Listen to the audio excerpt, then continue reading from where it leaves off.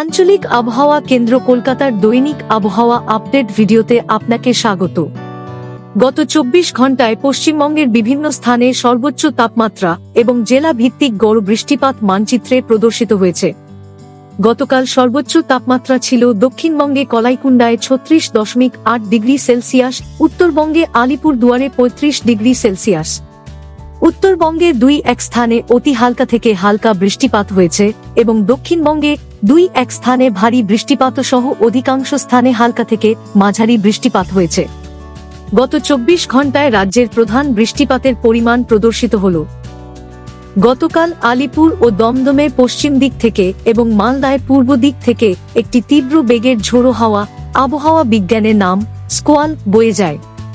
গতকালের নিম্নচাপ অক্ষরেখাটি বর্তমানে মধ্য পাকিস্তানের উপর অবস্থিত ঘূর্ণাবর্ত থেকে উত্তর উপকূলীয় অন্ধ্রপ্রদেশ পর্যন্ত বিস্তৃত রয়েছে এবং এটি রাজস্থান, মধ্যপ্রদেশ, ছত্তিশগড় ও দক্ষিণ ওড়িশার উপর দিয়ে গড় সমুদ্রপৃষ্ঠ থেকে 0.9 কিমি উচ্চতায় অবস্থান করছে।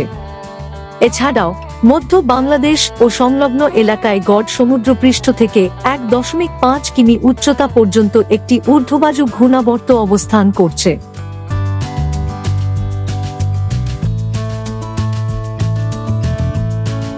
আগামী 7 দিনের আবহাওয়ার পূর্বাভাস মানচিত্রে প্রদর্শিত হল।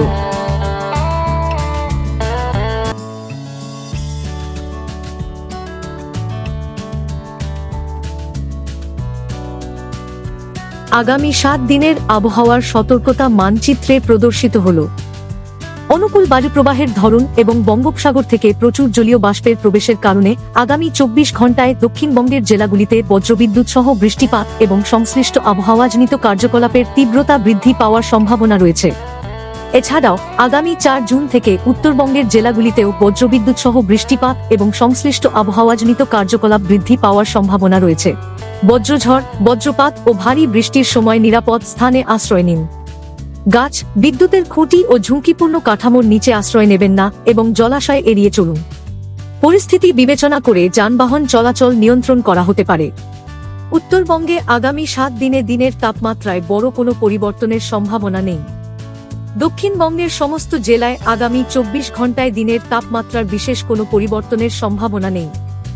এরপর পরবর্তী 6 দিনে ধীরে ধীরে 2 থেকে 3 ডিগ্রি সেলসিয়াস তাপমাত্রা বৃদ্ধি পেতে পারে।